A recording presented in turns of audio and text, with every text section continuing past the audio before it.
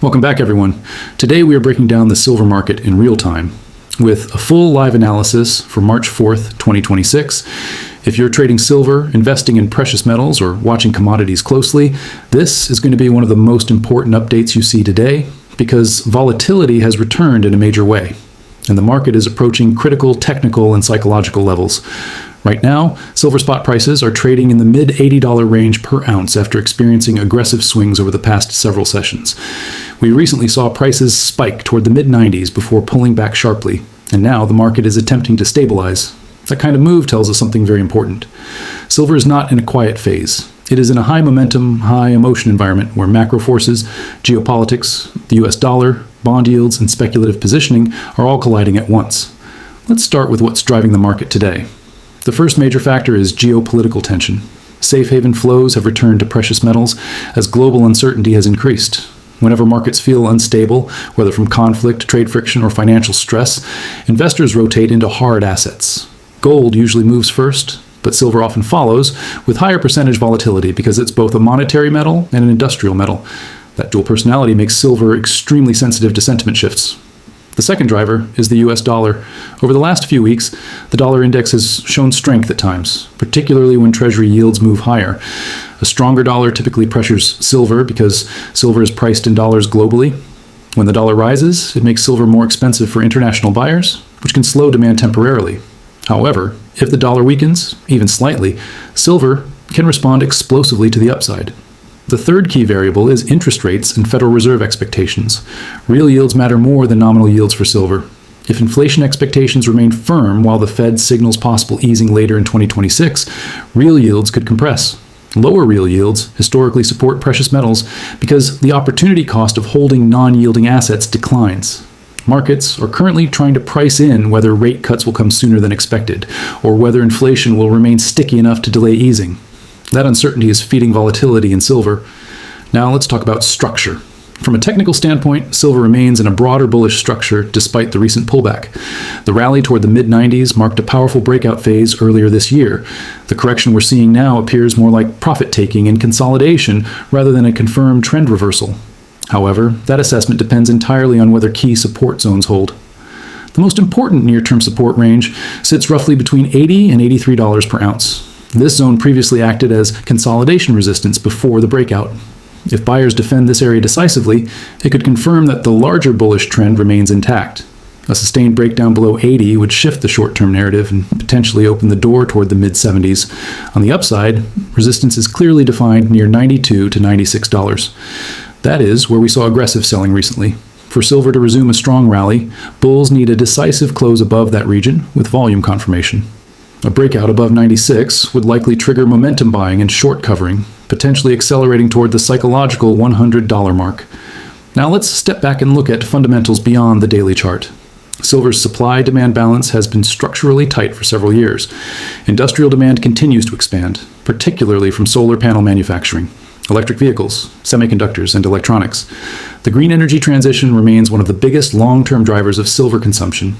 Solar installations globally continue to grow, and each photovoltaic panel requires silver paste for conductivity. Even incremental increases in solar capacity translate into significant silver usage. At the same time, mine supply growth has been limited.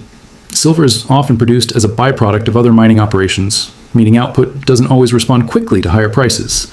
If base metal production slows, silver supply can tighten even if silver prices rise. This structural constraint has contributed to persistent deficits in recent years. Investment demand also plays a critical role. When retail and institutional investors allocate capital to silver ETFs or physical bullion, it tightens available supply further. Earlier this year, we saw increased inflows into silver-backed products as inflation concerns resurfaced and geopolitical tensions intensified.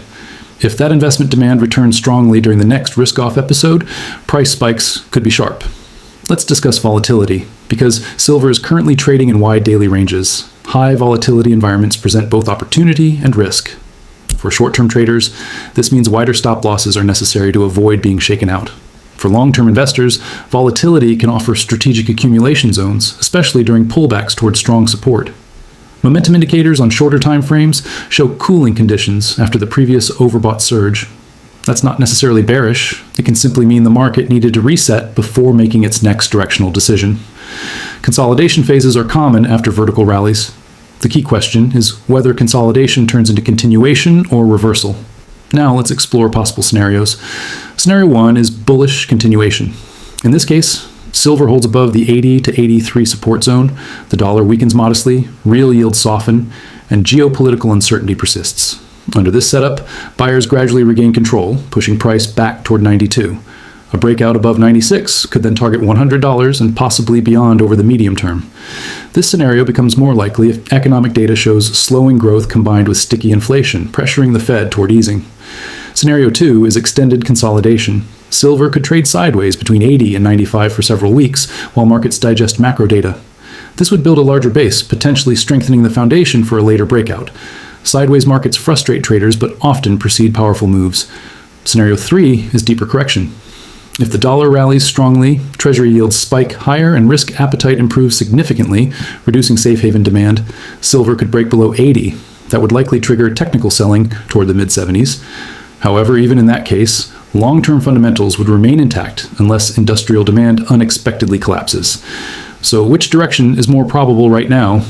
Based on current macro alignment, silver appears to have a slight bullish bias over the medium term, but the short term remains headline sensitive. The structural deficit narrative, industrial expansion, and geopolitical uncertainty create an underlying bid beneath the market. However, traders must respect resistance near recent highs until it's broken convincingly. Another important factor is positioning. When speculative positioning becomes crowded, corrections can happen quickly. The recent drop from the mid-90s suggests leveraged longs took profit aggressively. If positioning is now normalized, the market may be healthier and better prepared for sustainable upside. Let's talk psychology. Round numbers matter in silver. $80 is psychological support, $90 is psychological resistance, $100 is a major milestone that would attract media attention and potentially drive retail participation. Markets often accelerate as they approach major round numbers due to increased emotional trading. Now consider inflation expectations. If inflation data surprises to the upside, silver could benefit as an inflation hedge. Conversely, if inflation cools rapidly and the Fed signals confidence in price stability, precious metals could temporarily lose momentum. Every CPI or PCE release in the coming weeks will likely move this market. Energy prices also influence silver indirectly. Rising oil can increase inflation expectations, which supports metals. Falling energy can ease inflation pressure and reduce urgency for hedging. Equity market performance is another variable. In severe stock market sell-offs, silver sometimes drops initially due to liquidity selling before recovering strongly as a safe haven. That pattern is important for traders to remember. For those trading intraday, watching the dollar index and 10-year Treasury yield alongside silver can provide early signals. If silver is rising while the dollar is flat or slightly firm, that indicates strong internal demand. If silver struggles, even when the dollar weakens, that could signal fading momentum. Volume is critical at key levels. A breakout above resistance without strong volume can fail quickly. A breakdown below support without heavy selling may turn into a false breakdown and sharp reversal. Now let's zoom out to the longer-term picture. On multi-year charts, silver has transitioned from a prolonged consolidation phase into what appears to be a secular bullish cycle. Previous commodity supercycles have lasted several years once momentum builds. If global electrification trends continue and supply remains constrained, silver could remain structurally supported for the rest of this decade. However, nothing moves in a straight line. Expect sharp corrections along the way. Those corrections often feel dramatic in silver because daily percentage swings are larger than gold's.